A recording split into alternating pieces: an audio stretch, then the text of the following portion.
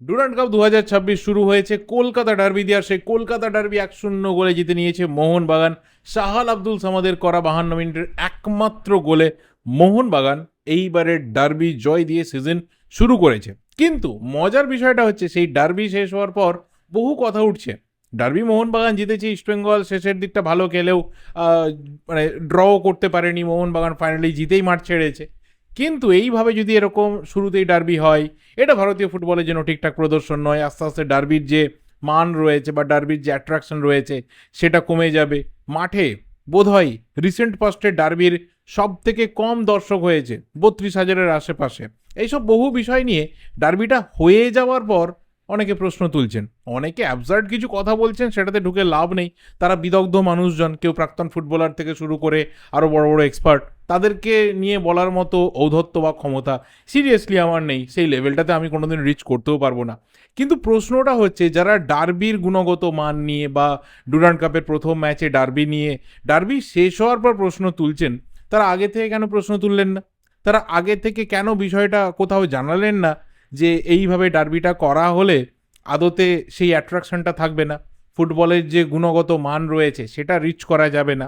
এবং যদি এইভাবে ডার্বি হয়, সেখানে দুটো টিম তারা তো ফুল ইন্টেন্সে খেলবে, সেখানে প্লেয়ারদেরও কিন্তু যে এনার্জি রয়েছে সেই এনার্জি তারা দিতে পারবে না। সো ভালো ডার্বি, একটা ভালো ম্যাচ আমরা দেখতে পাবো না। ম্যাচের আগে কেন তারা বললেন না?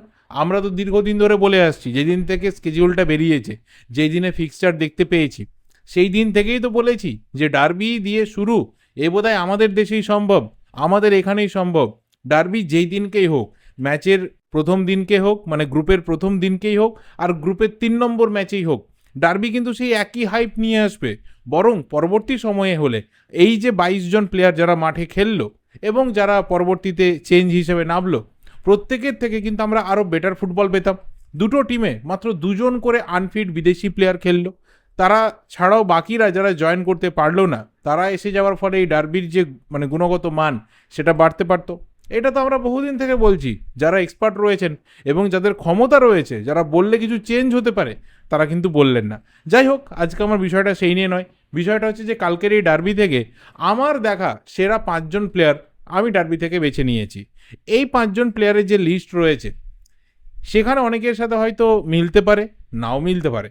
কিন্তু যাদের মনে হবে যে না, এই 5জন নয়, এর পরিবর্তে আমার একে বেটার লেগেছে, অবশ্যই সেটা কমেন্ট বক্সে জানিয়ে যাও। আমি যে 5জনকে বেছে নিয়েছি তার মধ্যে পঞ্চম নামটা, আমি 5 থেকে শুরু করি, পঞ্চম বা ফিফথ নামটা রয়েছে কিন্তু লালেংমাইয়া আপুইয়া রালতে। আপুইয়া মাঝমাঠে যে ওয়ার্কলোডটা নিয়েছে, মাঝমাঠে যে প্রেশারটা নিয়েছে মোহনবাগানের হয়ে, এবং মোহনবাগান যে একটা মাঝমাঠকে অলমোস্ট গোটা ম্যাচের প্রায় 70-75 মিনিট দখল করে রেখেছিল, সেই অর্থে ইস্টবেঙ্গলের মাঝমাঠকে খেলতে দেয়নি।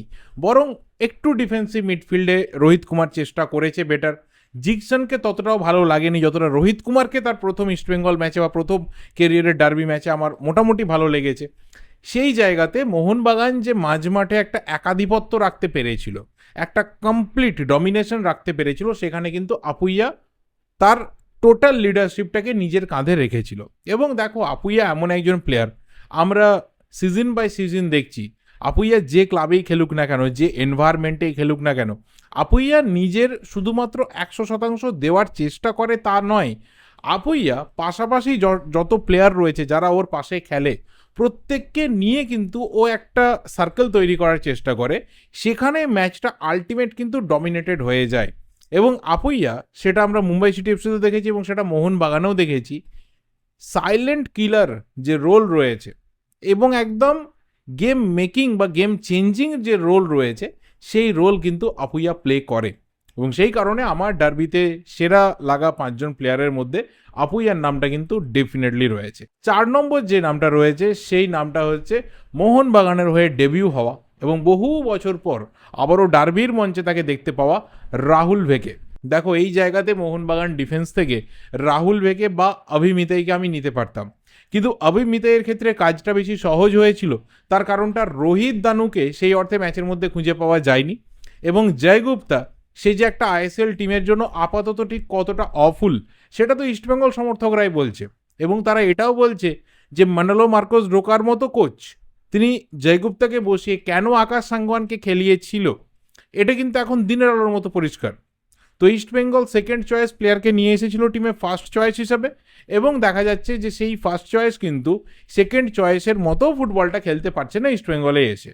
তো এই দুজন প্লেয়ার লেফটে অফ হয়ে যাওয়ার ফলে অভিমিতের কিন্তু কাজ অনেক বেশি ইজি হয়েছে। সেই অর্থে ওকে ওই জোনে খুব বেশি ডিফেন্স করতে হয়নি, এবং তুলনামূলক ডিফেন্সের থেকে অনেক বেশি কিন্তু আপফ্রন্টে গেছে। এবং এখানেই রাহুল ভেকের রোলটা অনেক বেশি ভাইটাল হয়েছে, যে রাহুল ভেকে যে ন্যাচারালি একজন রাইট ব্যাক, সে কিন্তু বারবার ওই পজিশনটাতে ঢুকছিল, ওই জায়গাটা ব্লক করছিল, এবং রাহুল ভেকের জন্যই অভিমিতেই কিন্তু এতটা ইজিলি এবং এতটা ফ্রিভাবে ওপরের দিকে উঠতে পেরেছে, এবং ওকে ভাবতে হয়নি যে আমাকে খুব ফাস্ট ট্র্যাক ব্যাক করতে হবে। কারণ যখন অভিমিতে উঠে যাচ্ছে তখন কিন্তু রাহুল ভেকে চলে যাচ্ছে রাইট ব্যাক পজিশনে, থাপা অথবা আপুইয়া তাদের মধ্যে কেউ একজন কিন্তু ডিফেন্সে নেমে আসছে, মেহতাবকে পার্টনারশিপ দিচ্ছে, এবং শুভাশিস বোস সেই জায়গাতে লেফট ব্যাক পজিশনটা ধরে রাখছে। এই যে ট্রানজিশনটা কিন্তু কালকে মোহনবাগানের ক্ষেত্রে বারবার ক্লিক করেছে, এবং রাহুল ভেকে তার মোহনবাগান জার্সিতে প্রথম ম্যাচ, ইস্ট বেঙ্গল তার শুধুমাত্র প্রাক্তন ক্লাব নয়, ফুটবল কেরিয়ারের যে একদম স্টার ফুটবলার হয়ে ওঠার শুরুটা, সেটা কিন্তু রাহুল ভেকের হয়েছিল ইস্ট বেঙ্গল জার্সি পরে। তো প্রাক্তন টিমের এগেনস্টে খেলা সেটা কিন্তু এত ইজি ব্যাপার নয়, এবং সেখানেও যে ক্লাবের হয়ে আবার সে খেলতে নামছে কলকাতাতে, সেখানে তার এটা ডেবিউ ম্যাচ হচ্ছে। তো প্রেসার, চ্যালেঞ্জ অনেক কিছু কিন্তু রাহুল ভেকের কাছে ছিল, এবং রাহুল ভেকেকে নিয়ে যে নেগেটিভিটি রয়েছে গোটা ইন্ডিয়ান ফুটবলে, সেটাও কিন্তু মিথ্যে প্রমাণ করে দেওয়া বা সেটাকে ভুল প্রমাণ করে দেওয়ার কিন্তু মঞ্চ হিসাবে রাহুল ভেকে এই ডার্বিকে দেখেছিল। 3 নম্বর যে নামটা, সেটা অবশ্যই কিন্তু ইস্টবেঙ্গল থেকে দানি রামিরেজ। দেখো, ইস্টবেঙ্গলে যারা স্টার্টিং 11-এ ছিল তারা সেই লেভেল অফ ফুটবলটা শো করতে পারেনি, I am sorry to say, যে কোথাও তাদের দেখে মনে হয়েছে যে একটা চ্যালেঞ্জিং এনভায়রনমেন্টে তারা মোহনবাগানকে বিট করতে চাইছে, মনে হয়নি। শুরু থেকেই মনে হয়েছে যে the team is totally defensive. এবার ডিফেন্সিভ স্ট্র্যাটেজি হবে না অ্যাটাকিং স্ট্র্যাটেজি হবে, এটা তো কোচ বা পুরো টিমের একটা ডিসিশন হয়, সেখানে হয়তো প্লেয়ারদের কিছু করার থাকে না। কিন্তু প্লেয়ারদের যেটা করার থাকে সেটা হচ্ছে একটা কম্পোজার ধরে রাখা, একটু ধৈর্য রাখা, একটু অ্যাটাকে ম্যান বাড়ানো, সেটা কিন্তু হয়নি। এবং যে প্লেয়ার আসার পর লিটারেলি মোহনবাগান কোথাও একটু চাপ ফিল করেছিল, যে ইস্টবেঙ্গলকে দেখা যাচ্ছে যে একটু গা ছাড়া ব্যাপার, একটু খোলা মনে মোহনবাগান খেলছিল, সেই মোহনবাগান কিছুটা চাপ পেতে শুরু করলো 68 মিনিটে যখন দানি রামিরেজ মাঠের মধ্যে নামলো।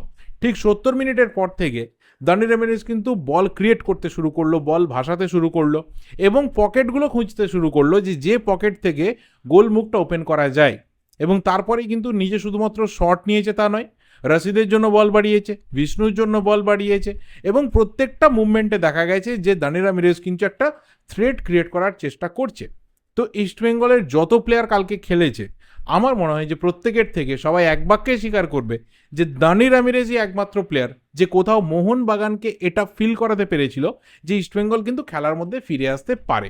সেই ইন্টেন্সিটিটা কোথাও দানি রামিরেজ ইস্টবেঙ্গল জার্সিতে তার প্রথম ম্যাচে, ডেবিউ ম্যাচে দেখাতে পেরেছে। 2 নম্বর যে নামটা, সেটা অবশ্যই কিন্তু কালকের ম্যাচের গোল স্কোরার সাহাল আব্দুল সামাদ।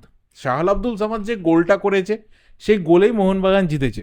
তো তুমি তাকে বাকি যা পারফরমেন্সের ব্যাপার রয়েছে সেটাকে যদি বাদও দিয়ে দেওয়া হয়, তাহলে ওই আমি যে কথা বলি যে জো জিতা ওহি সিকান্দার, তো কালকের সিকান্দার অবশ্যই সাহাল আব্দুল সামাদ। কিন্তু ওই গোলটা করার পাশাপাশি, গোলটা খুব ভাইটালও ছিল না, কিন্তু ওই জায়গাতে ঠান্ডা মাথাতে ফিনিশ করা, যেখানে আমরা দেখেছি বিশ্বকাপের মতো মঞ্চে বল উড়ে যাচ্ছে, সেখানে ওই জায়গাতে ঠান্ডা মাথাতে জালের মধ্যে বলটা ঠেলা কিন্তু এত ইজি ব্যাপার নয়। তুমি 32,000 সাপোর্টারের মাঝখানে খেলছো, তুমি ডার্বি খেলছো, এবং উল্টো দিকের ডিফেন্সে কিন্তু ভালো ফুটবলাররা রয়েছে, এবং বারবার গোলমুখ ওপেন করার পরেও কিন্তু ফার্স্ট হাফে মোহনবাগান গোল তুলতে পারেনি। তো সেই জায়গা থেকে সাহাল আব্দুল সামাদ ওখানে নার্ভটা ধরে রেখেছে, এবং মানভীর একটা ভালো সাপোর্ট দিয়েছে, এটা ঠিক কথা, কিয়ার নাসিরি বলটাও ভালো বাড়িয়েছে। কিন্তু ওই গোলটা করার বাইরেও সাহাল আব্দুল সামাদ বারবার কিন্তু সেকেন্ড স্ট্রাইকার হচ্ছিল, যেটা নাম্বার 10 পজিশনে খেলা প্লেয়ারের সব থেকে বড় প্রয়োজনীয়তা, যেটা আমরা গোটা ওয়ার্ল্ড ফুটবলে দেখি, যেটা আমরা ইন্ডিয়ান ফুটবলে মিস করি, বিশেষ করে ইন্ডিয়ান প্লেয়ারদের থেকে। আমাদের এখানে এমনি নাম্বার 10 পজিশনে খেলা প্লেয়ারের সংখ্যা নেই, বা যারা রয়েছে হাতে গোনা, তারা খুব বেশি গেম টাইমও পায় না। এবার ব্যাপারটা হচ্ছে যে কোথাও সাহাল আব্দুল সামাদ কিন্তু কালকের ম্যাচটাকে চ্যালেঞ্জ হিসেবে নিয়েছিল, যে সে জানে মিগুয়েল ফিগুয়েরা আসছে টিমের মধ্যে, মিগুয়েল ফিগুয়েরা আসছে মানে কোথাও সাহাল আব্দুল সামাদের গেম টাইমে কোপ পড়বে। কিন্তু কোচকেও ভাবতে দিতে হবে যে যেখানে মিগুয়েল আটকে যাবে বা যেখানে মনে হবে যে এই ম্যাচটা মিগুয়েলকে দিয়ে হবে না, কোথাও হচ্ছে না, তখন সাহাল আব্দুল সামাদের মতো অপশন বেঞ্চে রয়েছে এবং তাকে ইউজ তোমাকে করতেই হবে। এই যে কোথাও কোচের কাছে এই মেসেজটা পৌঁছে দেওয়া, এটা কিন্তু সাহাল আব্দুল সামাদ কালকের ম্যাচে করতে পেরেছে। শুধু ওই গোলটা না, তার পাশাপাশি ওর পজিশন নেওয়া, ওর বল ধরা, বল ছাড়া এবং ওর স্কিল সব কিছুই কিন্তু কালকে টোটালি টু দ্য পয়েন্ট ছিল। এবং সেই কারণে আমার মনে হয় যে ম্যাচের অন্যতম সেরা প্লেয়ার সাহাল আব্দুল সামাদ। এবং আমার চোখে কালকে ডার্বির সেরা প্লেয়ার হচ্ছে ভিসাল কাইত। দেখো ভিসাল কাইত যে লেভেলের ফুটবলার, বিশেষ করে মোহনবাগানে আসার পর যে লেভেলেও রিচ করেছে, সেখানে ভিসাল কাইতকে বিট করাটা একটু ডিফিকাল্ট। অনেক সময় কি হয় আমরা বলি, এটা আমরা ওয়ার্ল্ড কাপেও তো দেখতে পেলাম, যে একজন গোলকিপার যখন গোল্ডেন গ্লাভস জিতছে, তার ডিফেন্স কিন্তু একটা বিরাট বড় রোল প্লে করছে। কিন্তু আবার এটাও হয়, যেটা আমরা কালকের ম্যাচে দেখলাম, যে ডিফেন্স কিন্তু সেইভাবে ভালনারেবল থাকলেও বা ডিফেন্স একটু সেকি থাকলেও গোলকিপার যদি কোথাও তার রিফ্লেক্স একদম টপ নচ থাকে, তাহলে কিন্তু গোল করাটা অপোনেন্টের খুব টাফ হয়ে যায়। যেটা আমরা আবার ওয়ার্ল্ড কাপ ফাইনালের দিন দেখেছিলাম, এমি মার্টিনেজ 11খানা সেভ করেছিল, কিন্তু একটা লিমিট রয়েছে ভাই, 11টা সেভ করছে, 12 নম্বরটাতে গোল খাবে, কিছু করার নেই। এবার ভিসাল কাইতের হচ্ছে সেই ব্যাপারটা হয়েছে যে ডিফেন্স কোথাও বারবার ঘাবড়ে গেলেও ভিসাল কাইত কিন্তু 1 সেকেন্ডের জন্য ঘাবড়ে যায়নি। যেখানে যেরকম ওর রিফ্লেক্স দরকার ছিল, যেখানে যেরকম ক্লিয়ারেন্সের, সেভের, রিসিভিংয়ের দরকার ছিল, সবটাই করেছে। এবং এটা ওর ন্যাচারাল পারফরমেন্স। এবং এই কারণে আমার মনে হয় যে মোহনবাগান আর খুব একটা ব্যাকআপ স্ট্রং গোলকিপার সিগনেচার করানোর পেছনে খুব বেশি দৌড়োয় না। সুযোগ যখন সামনে আসে তাকে নিয়ে কথাবার্তা হয়, যেটা ঋত্বিক তিওয়ারিকে নিয়ে এই সিজনেও হয়েছে, এর আগেও অন্যান্য গোলকিপারকে নিয়ে হয়েছে। কিন্তু মোহনবাগানের সেই আর্জেন্সিটা থাকে না যে আমাকে একটা ব্যাকআপ গোলকিপার সই করাতেই হবে, কারণ ভিসাল কাইত সেই লেভেলের পারফরমেন্সটা দেয়, যেটা অন্যান্য বিভিন্ন টিমে হয় না। সেই কারণে একই লেভেলে দুজন গোলকিপার তাদেরকে রাখতে হয়। এটা একটা মোহনবাগানের জন্য প্লাস পয়েন্ট। ভিসাল কাইত যদি ফিট থাকে, ভিসাল কাইত যদি নিজের পায়ে গোটা সিজন দাঁড়িয়ে থাকে, যদি কোথাও প্রবলেম না হয়, তাহলে সেটা মোহনবাগানের জন্য একটা বিরাট বড় অ্যাডভান্টেজ। সেটা কালকে ডার্বি ম্যাচে আমরা প্রমাণ পেয়েছি। এবং আমার কাছে কালকে ডার্বি ম্যাচে the best player, the stand out performer of the derby is Vishal Kaith. বাকি তোমরা তোমাদের ওপিনিয়নগুলো অবশ্যই শেয়ার করতে থাকো। এর বাইরে যদি মনে হয় যে অন্য কোনো প্লেয়ার সত্যি খুব ভালো খেলেছে, আমি হয়তো এই 5 জনের মধ্যে তাকে রাখিনি বা না রাখাটা আমার ভুল হয়েছে, অবশ্যই সেটা কমেন্ট করে জানিও, কারণ তোমাদের যে ওপিনিয়ন রয়েছে সেটাও কিন্তু আমার কাছে সবচেয়ে বেশি ম্যাটার করে। বাকি এই ভিডিওটা এই অবধি, ভালো লাগলে লাইক করো, শেয়ার করো, দেখা হবে পরের ভিডিওতে। টিল দেন চ্যানেলে নতুন হলে অবশ্যই চ্যানেলটা সাবস্ক্রাইব করে বেল নোটিফিকেশন আইকনটা ক্লিক করে যাও। Thank you, good bye and good night.